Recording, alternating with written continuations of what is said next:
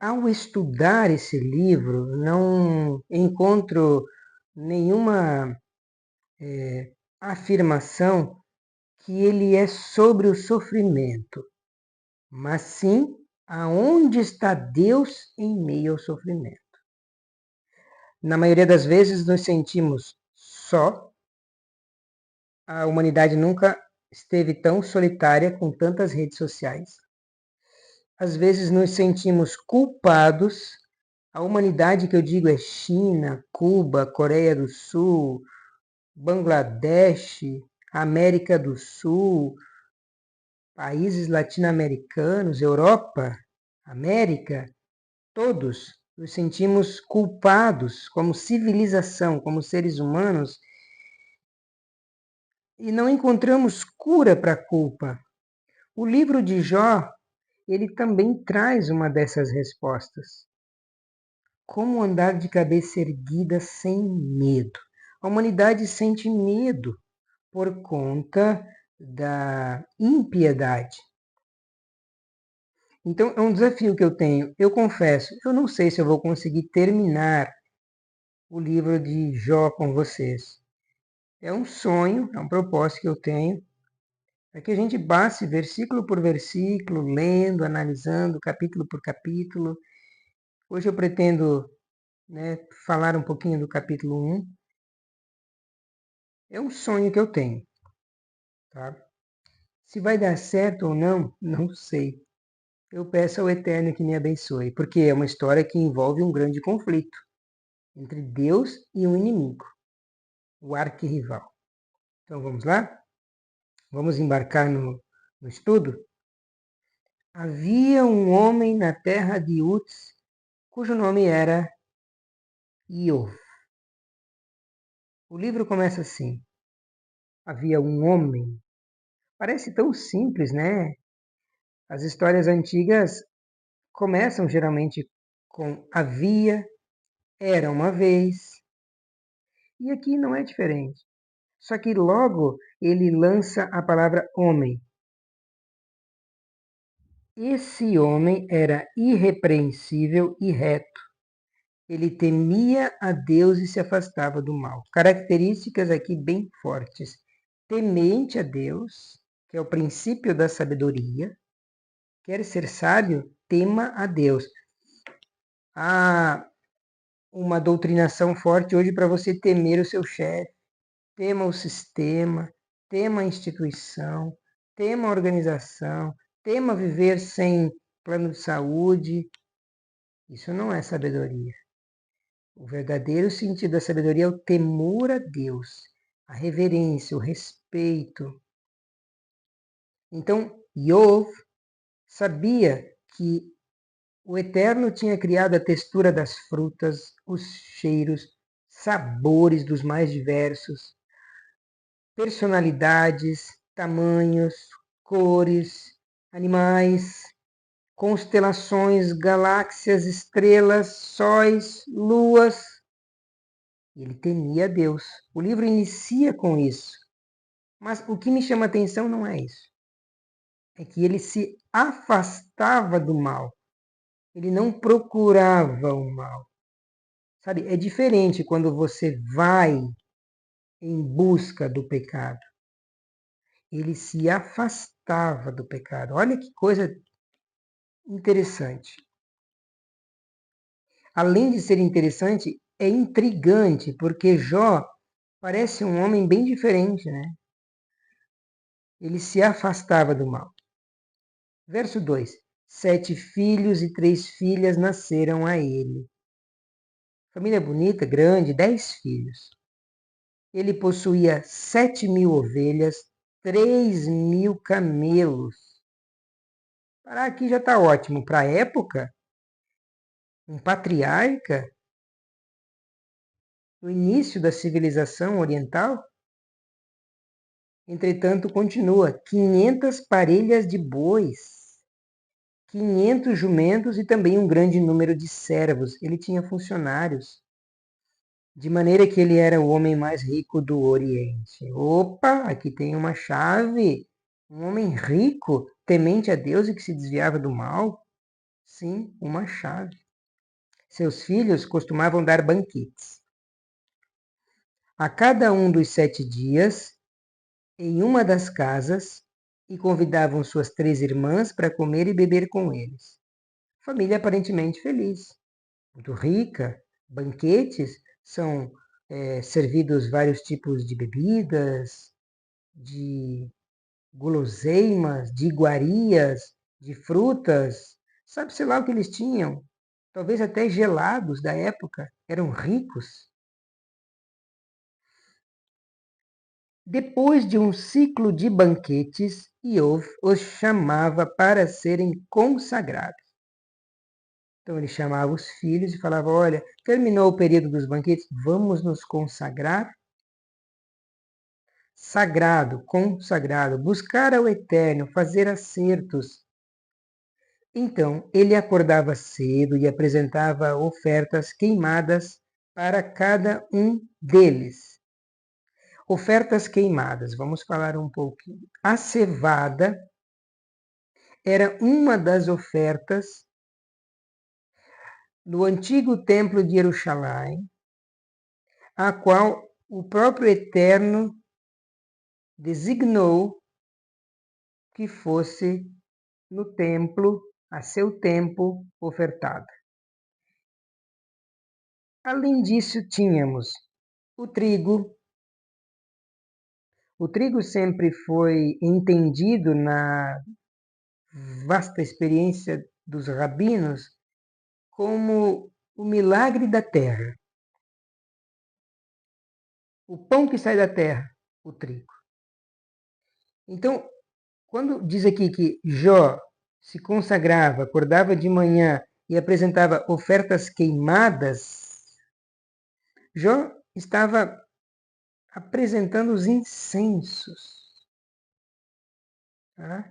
A cevada era um tipo de oferta, o trigo era um tipo de oferta, o azeite era um tipo de oferta, mas Jó estava queimando. Tá? Jó estava apresentando ofertas queimadas.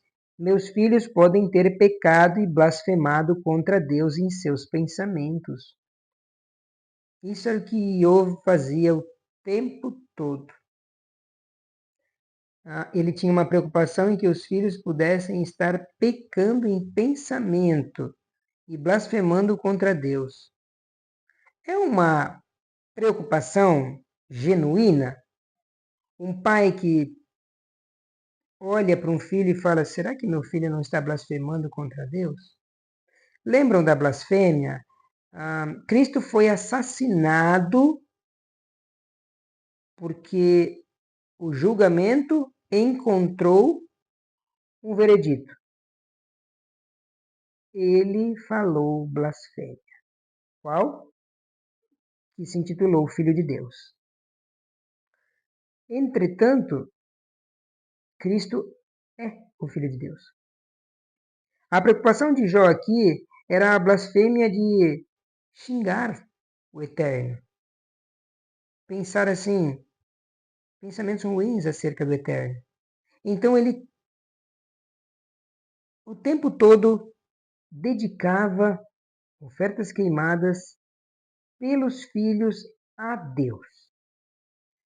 Aconteceu que um dia, quando os filhos de Deus vieram servir a Adonai, no meio deles veio o adversário Satã. Adonai perguntou ao adversário: de onde você está vindo? O adversário respondeu a Adonai: de rodear a terra, vagueando aqui e ali. O texto é claro dizendo que havia uma adoração, né? Tinha um serviço em que os filhos de Deus vieram servir a Adonai. Possivelmente os representantes dos mundos. E aqui aparece Satã como um intruso. E o próprio Adonai pergunta: de onde você vem? E ele: de vaguear aqui e ali pela terra.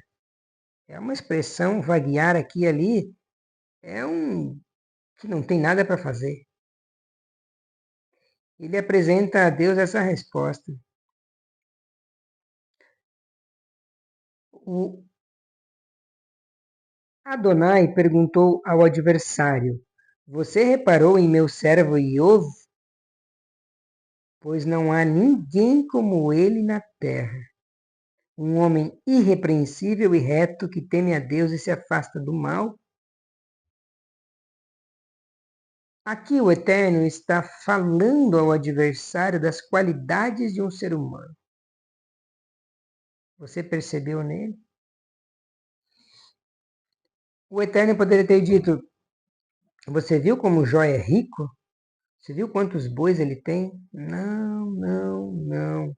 O que chama a atenção do Adonai, de Adonai, é retidão, temência, temor.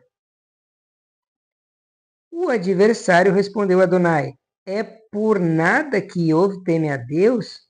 Tu colocaste um cerco protetor em torno dele, de sua casa e de todas as coisas que ele tem?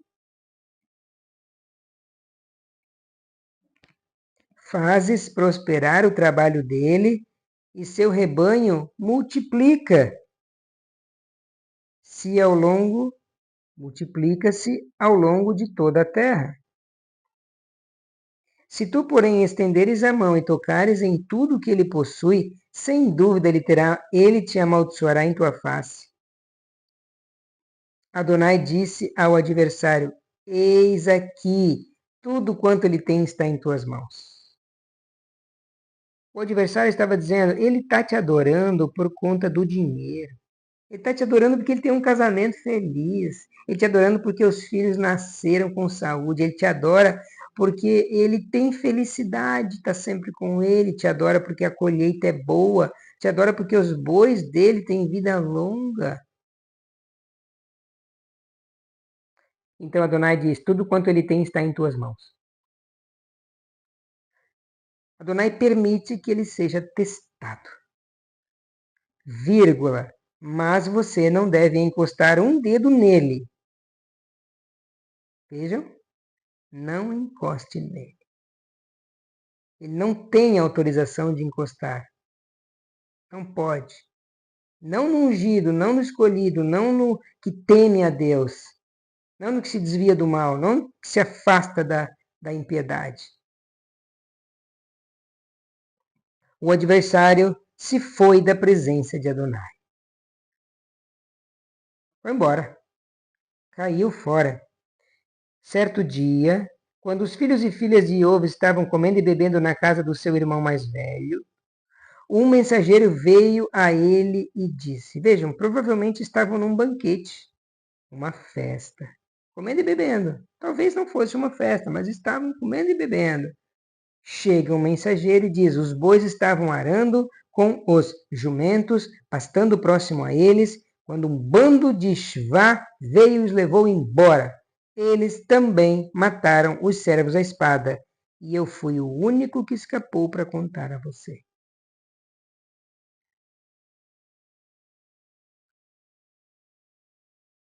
Notícia ruim. Notícias ruins. Enquanto ele ainda estava falando, outro veio e disse: Fogo do céu caiu do céu e queimou o rebanho e os servos, destruiu-os completamente, e eu fui o único que escapou para contar a você. Crise. Notícias de morte. Ainda do céu caiu e queimou. Fogo. Fogo caindo do céu. Ora, quem é que algum dia viu fogo caindo do céu? Sodoma e Gomorra. Você vê aqui que o Eterno concede liberdade para o adversário atuar e ele manda fogo. Enquanto ele ainda estava falando, veio outro e disse: Os Casdim, 3 bandos deles, atacaram os camelos e os levaram. Eles também mataram os servos à espada e eu fui o único que escapou para contar a você. Crise, morte, desespero, pânico. Enquanto ele ainda estava falando, outro veio e disse: seus filhos e filhas estavam comendo e bebendo vinho na casa do seu irmão mais velho, quando de repente um forte vento soprou do deserto. Ele abateu os 4 cantos da casa, de maneira que ela caiu sobre os jovens. Eles estão mortos. E eu sou o único que escapou para contar a você. 10 filhos mortos. Seus filhos e filhas estavam comendo e bebendo vinho na casa do irmão mais velho. Que notícia! Esta daqui, a morte dos filhos e do primogênito, abalou tanto Jó, que Iov levantou-se, rasgou sua veste, raspou sua cabeça, prostrou-se com o rosto em terra e adorou. E disse: nu eu vim do ventre de minha mãe, e nu voltarei para lá. Adonai deu, Adonai tomou. Louvado seja o nome de Adonai. Em tudo isso, Jó não cometeu pecado nem impôs a culpa em Deus. Assim finaliza o capítulo 1. Jó: nu eu vim do ventre de minha mãe, e nu voltarei para lá. Adonai deu, Adonai tomou. Louvado seja o nome de Adonai. Antes de entrar na narrativa toda que nós vamos caminhar pelo livro, ele disse: Adonai deu, Adonai tomou. Adonai deu, Adonai tomou.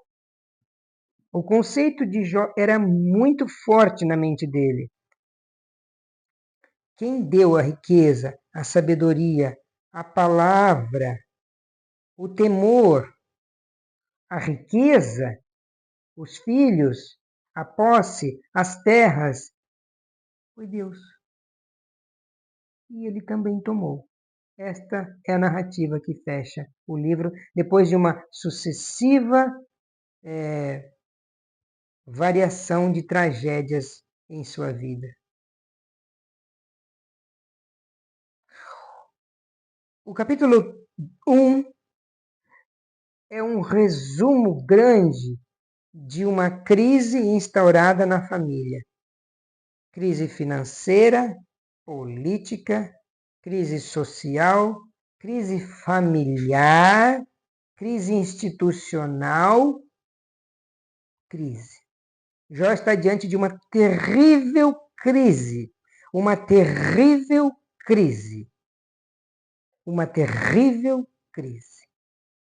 E ele não sabe como lidar com a situação, mas a boca fala do que o coração está cheio. Jó vai dizer: eu nasci um bebê sem roupas. Eu não trouxe de onde eu vim ouro, prata, bronze, pedras preciosas, carros, carruagens, dinheiro em espécie. Eu não trouxe terras, certificados, escrituras públicas, nada disso. Eu vim nu. Eu não trouxe filhos, eu não trouxe mulher, eu não trouxe casamento, eu não trouxe uma família. Eu vim para cá destituído de tudo. E ele conclui: nu eu voltarei para lá. Eu também não vou levar terras, escrituras públicas, funcionários, dinheiro, ouro, prata, bronze, carros, camelos, cavalos, ovelhas, bois, jumentos, terras, galpões, florestas. Possivelmente ele tinha rios, riachos, grãos guardado. Nem a riqueza dele, ele constitui tudo numa emblemática frase resumida: eu vim nu e vou voltar nu. Deus deu, Deus tirou. E ele amarra e costura a frase de forma perfeita. Bendito, ele coloca, louvado seja o nome de Adonai. Vejam, se o adversário estava tentando destruir a reputação de Jó, ele não conseguiu. Porque a boca fala do que o coração está cheio. Jó estava cheio de Deus, transbordando de Deus. Ele simplesmente usava o patrimônio que tinha, mas na cabeça de Jó e no coração dele, tudo aquilo é passageiro. Nós construímos casas, publicamos livros, deixamos edificações, mas não é para nós. Nós trabalhamos para deixar o poder, se posso dizer assim, para os filhos. Só que agora os filhos estavam mortos e quem queria ficar? Os funcionários mortos, uma catástrofe, provavelmente um ciclone, fala de um vento muito forte, provavelmente um redemoinho, o fogo que caiu, algo sobrenatural. Jó estava diante de uma terrível crise e ele foi abalado por essa crise, a sua carne não aguentou e ele se lança no chão e adora, e ele diz: Bendito, louvado seja o nome de Adonai. Ele deu e ele tirou. O capítulo 1 inaugura a história que nós vamos conseguir avançar. Ele traz conceitos que nós, quando estamos no meio da crise, precisamos usar. Deus deu, Deus tomou. E bendito seja o nome do Senhor. Acabou. Foi o seu casamento, irmão? Ela te traiu? Deus deu, Deus tirou. Foi os seus filhos? Deus deu, Deus tirou. Foi a sua saúde? Deus deu, Deus tirou. Foi os diplomas, os certificados, as viagens internacionais, as festas em sociedade, as bebidas como os filhos, os vinhos importados, a alegria ritualística da família no Natal? Deus deu, Deus tirou. Aquela ostentação, Deus deu, Deus tirou. A sensação de poder, a sensação de pertencimento, a sensação de status, a sensação de ter o controle, Deus deu, Deus tirou. Louvado seja o nome do Senhor. O apego às coisas, o apego à matéria, o apego ao tempo, o apego ao espaço, não é temor a Deus. Isso são apegos temporais, isso são apegos espaciais. Isso são apegos de tempo, matéria e espaço. Volúvel, líquido, que vai embora, vai deixar de existir. Porque tudo isso vai passar, como 1 Coríntios 13, Paulo diz. Essas primeiras coisas vão ser passado, vão deixar de existir, vão deixar de fazer sentido. Aliás, elas nem deveriam fazer sentido. Por isso que o Rabino Shaul vai dizer que o amor é quem faz sentido. Tá? Não existe amor nem felicidade nesse planeta. Mas quando ele diz que o amor tudo sofre, ele está dizendo que a sua relação com Adonai, o caminho estreito para o céu, que é o amor por Yeshua, sofre. E tudo sofre. Quanta coisa você teve que tirar da sua vida para poder seguir a Jesus, quantas coisas já perdeu e tantas outras o próprio Deus disse: Eu vou tirar, simplesmente para ver se você é fiel. Olhe para a vida de Yitzhak,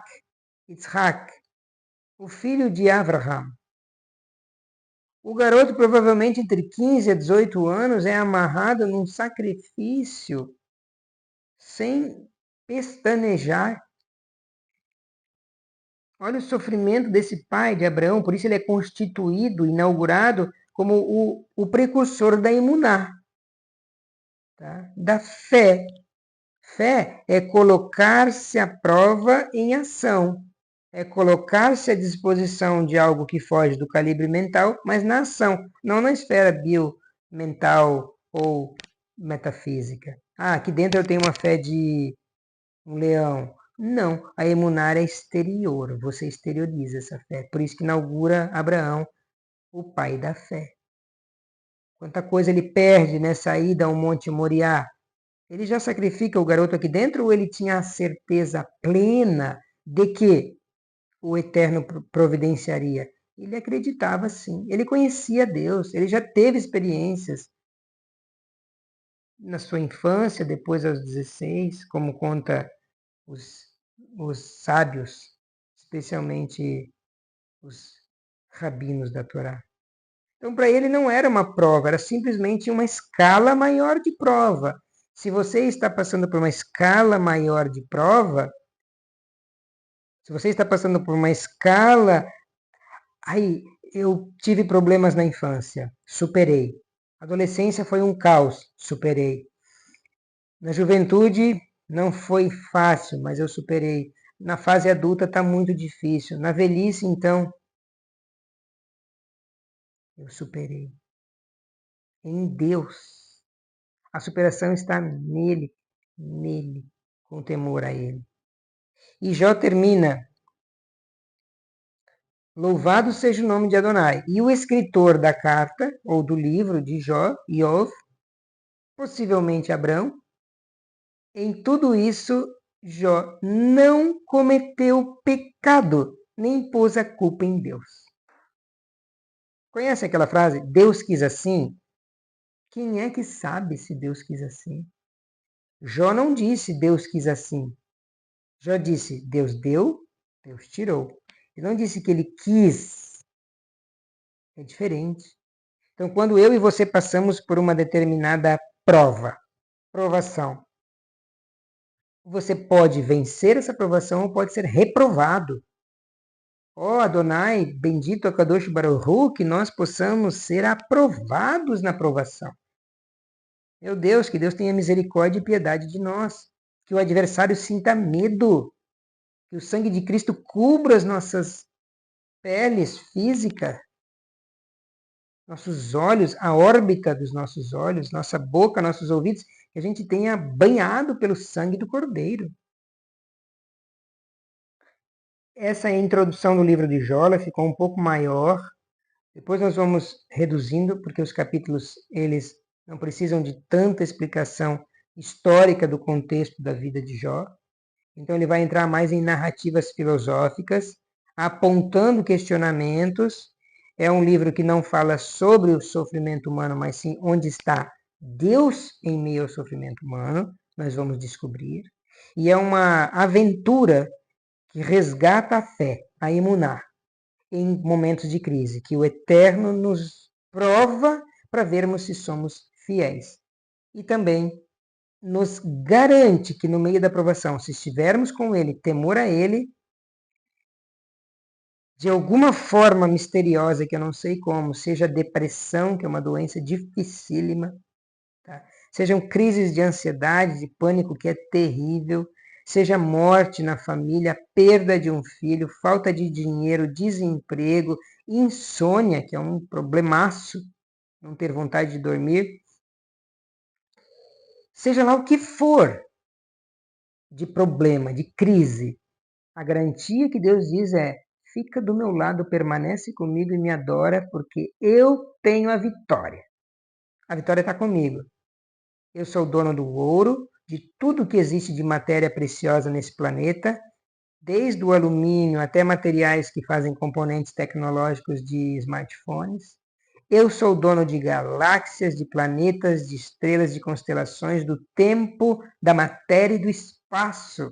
Eu domino tudo, a luz e o som, as cores, as texturas, os sabores, as personalidades. Eu equilibro, eu reorganizo. É do lado dele que você precisa ficar. No momento de maior crise. Por quê? Porque é ele que vai te devolver o sabor da vida. Agora parece estar difícil, mas vai passar. Confie. Seja louco. Enlouqueça com a confiança. O próprio Paulo diz, é loucura. Os que não creem em Cristo olham para nós e nos veem como loucos. E é verdade, irmãos. Às vezes você vai ter um irmão igual, com o mesmo nome de igreja ou de sinagoga, adorando no mesmo lugar, em que ele vai te dizer assim, não leve tão a sério. Leve a sério, porque ele vai te responder. Deus nunca deixou sem resposta os seus filhos. Nunca. Você pode ler o livro de Jó e você vai ter a resposta que Jó teve. Fique com Deus, que o Eterno te abençoe e te guarde. Que Ele faça resplandecer o seu rosto sobre ti e te conceda a graça. Que Adonai levante o seu rosto sobre ti e te conceda a shalom, a paz em meio à crise, a paz em meio à tempestade.